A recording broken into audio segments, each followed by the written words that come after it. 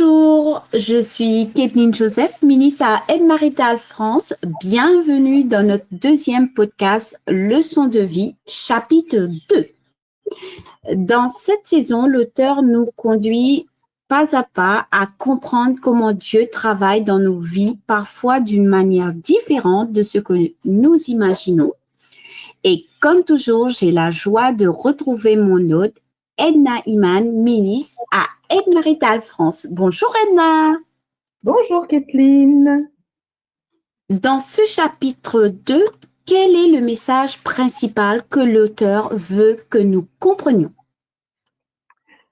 Alors, dans ce chapitre, l'auteur nous aide à réaliser que Dieu utilise souvent des situations que nous ne comprenons pas pour accomplir son plan. Ce que nous voyons comme un retard ou une difficulté peut en réalité être une préparation. Elle nous enseigne à ne pas réagir avec peur ou précipitation, mais à développer une confiance profonde pour la souveraineté de Dieu. Merci Edna. Est-ce que tu peux nous donner un exemple par rapport à toi? Eh bien, avant, j'avais souvent tendance, quand je recevais un message téléphonique, de, Oui, de répondre du tac au tac, tu vois, avec mes oui. émotions et tout. Et je me suis rendu compte qu'en fait, ça envenimait la situation. Parce que tu sais que des fois, les mots ne sont. La façon dont tu écris, ce n'est pas forcément ce que tu penses ou ressens, mais c'est mal Mhm. perçu et ça créait plus de tension. Et j'ai appris qu'en fait, c'était une erreur, qu'il fallait que je prenne le temps de laisser un temps d'attente avant de répondre, d'aller chercher MC pour lui dire ce que je devais répondre. Et je me suis rendu compte, en fait, que en prenant le temps, mon esprit était plus au calme et que je répondais plus amicalement. Et que ça, si tu veux, ça a permis de changer la situation, en tout cas dans la manière de communiquer.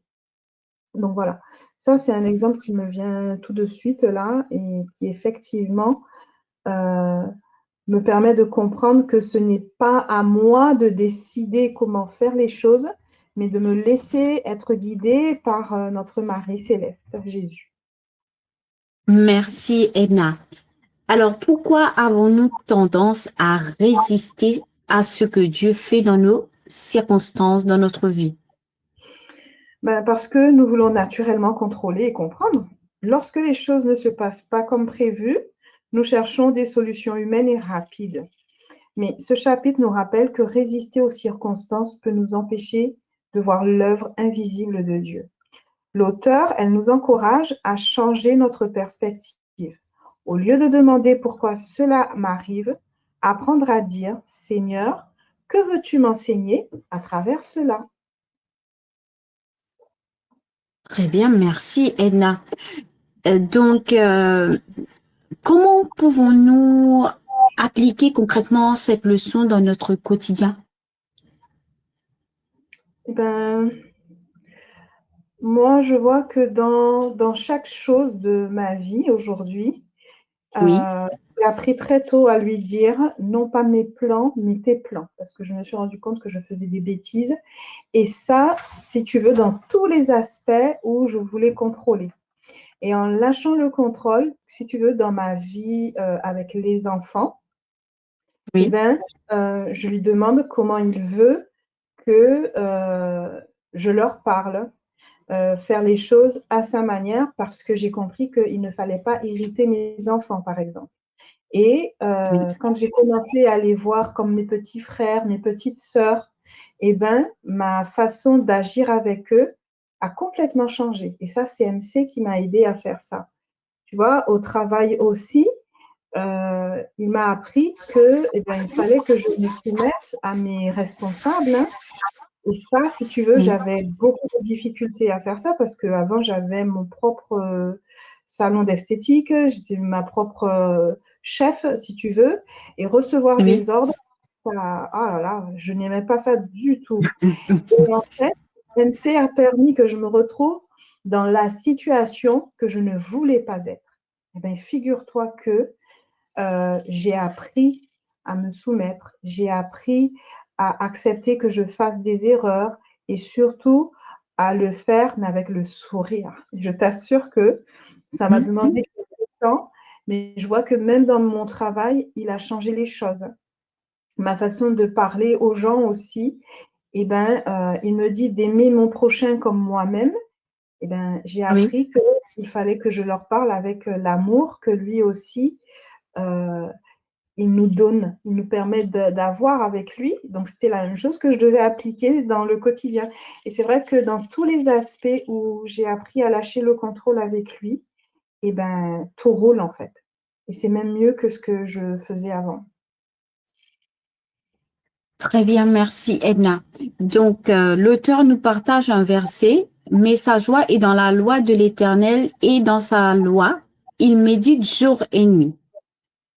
Edna, est-ce que toi, tu as un verset à nous partager? J'ai ce verset qui dit: mets ta confiance en l'Éternel et il agira. Tu vois? Parce que quand je mets Oui. ma confiance en l'Éternel, ça veut dire que je lâche la prise sur les choses et lui, il va agir à sa manière et sa façon de faire, eh ben, il est toujours meilleur que la mienne en fait. Jour.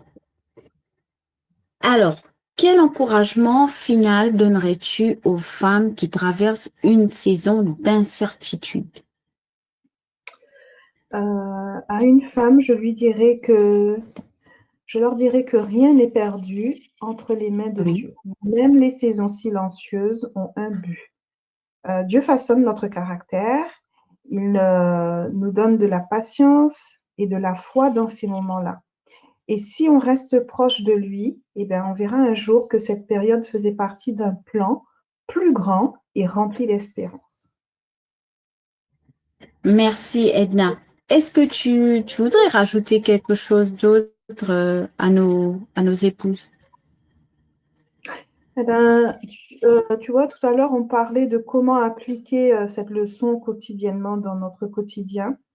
J'aimerais vraiment leur dire que cela commence par un choix intérieur, décider Mhm. de faire confiance même quand on ne comprend pas.